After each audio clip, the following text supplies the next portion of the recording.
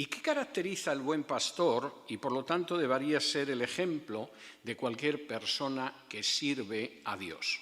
Lo caracterizan 10 notas. Primero, el buen pastor no utiliza malos medios ni malos métodos. En el capítulo 10 y versículos 1 y 2 dice: de cierto os digo, el que no entra por la puerta en el redil de las ovejas, sino que sube por otra parte, ese es ladrón y salteador. Mas el que entra por la puerta, el pastor de las ovejas es. Hay pastores que creen que el triunfo ministerial se basa en poder engañar a cuanta más gente mejor. No importa si se pasa por la puerta, que es Jesús, lo que importa es tener éxito. Y si para eso hay que subir por otra parte, reparen en el término, subir por otra parte, se sube por otra parte.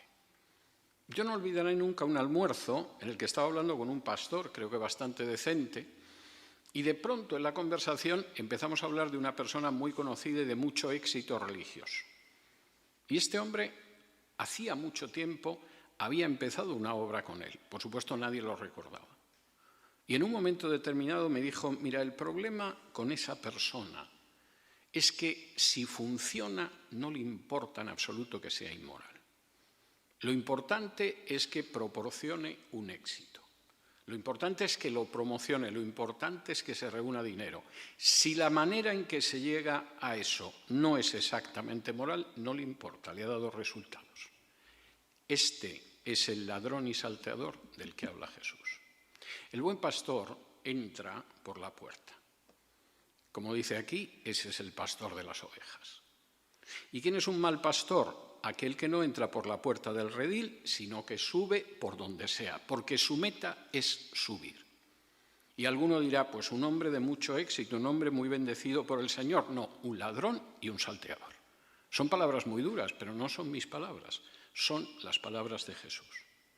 Y cuando alguien pretende subir en el ministerio o subir en la supuesta vida espiritual, por cualquier sitio, y sin ir por la puerta, es un ladrón y un salteador. E insisto, no son mis palabras. Jesús creo que es bastante explícito en el Evangelio de Juan como para que se entienda lo que dice. Segundo, el buen pastor llama a las ovejas. Versículo 3. A este abre el portero y las ovejas oyen su voz y a sus ovejas llama por nombre y las saca. Para llamar a las ovejas por nombre hay que conocer a las ovejas.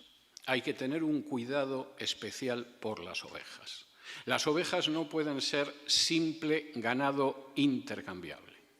Y en un momento determinado, como diría un conocido cómico español, las gallinas que entran por las que salen. No me importa mucho siempre que el gallinero esté lleno y haya gente poniendo huevos. Ese no es el buen pastor. Será un empleado de la religión, será una persona que aparezca en televisión, será una persona con espacio religioso, será una persona de éxito, pero no es el buen pastor. El buen pastor llama por nombre a las ovejas y las saca. Cuando dice que las saca, efectivamente las está sacando a alimentarse, como veremos luego, pero eso es bastante claro. Tercero, el buen pastor guía colocándose a la cabeza y dando ejemplo. Versículo 4. Y cuando ha sacado fuera todas las propias, va delante de ellas. Hay un dicho en España que es muy cómico y muy trágico al mismo tiempo, referido a aquellas personas que consiguen liar a los demás para que hagan algo, pero ellos no lo hacen. Y la expresión es como el capitán araña que embarca la tripulación y se queda en España. Hay mucho ministro religioso que es de la academia del capitán araña.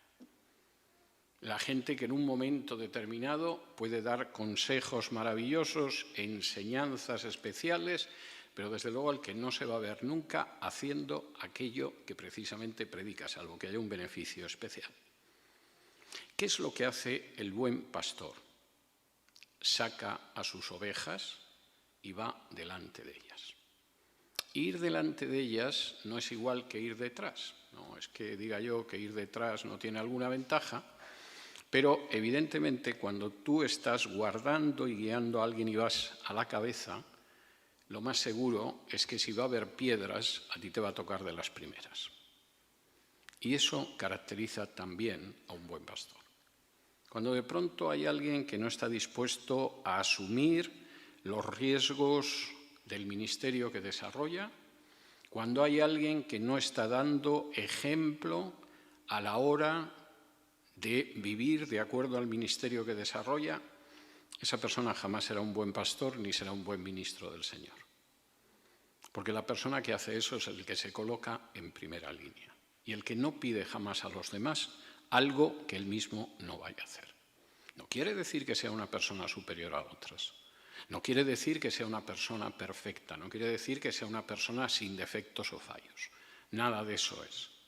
Pero sí es la persona que va delante y que, por supuesto, asume los riesgos y que no va a decir a los demás jamás que hagan algo que él no haga.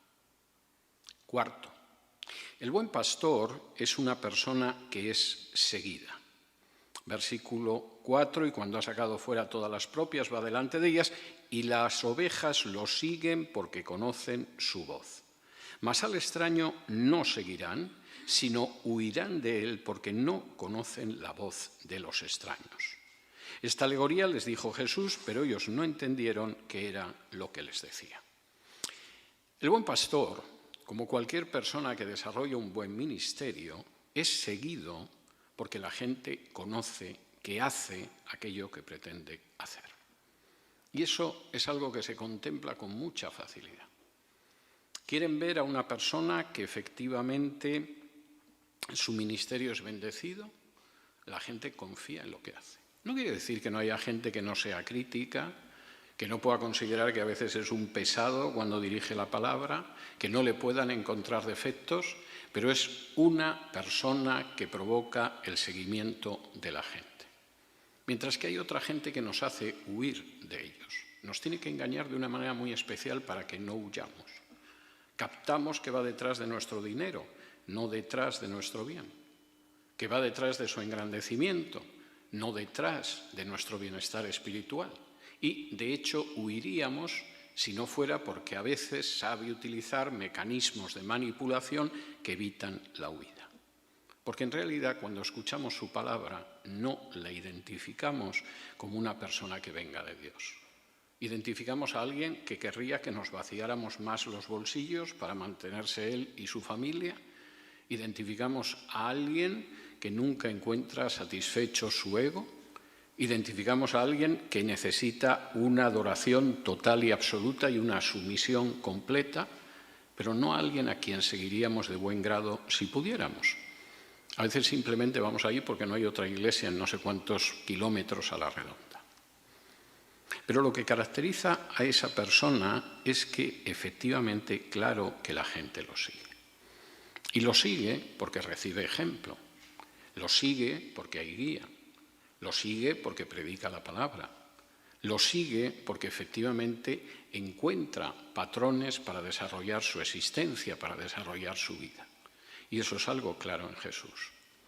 Eso no evita la existencia de traidores o de envidiosos o de gente acobardada, pero lo que caracteriza a ese buen pastor es que finalmente es seguido.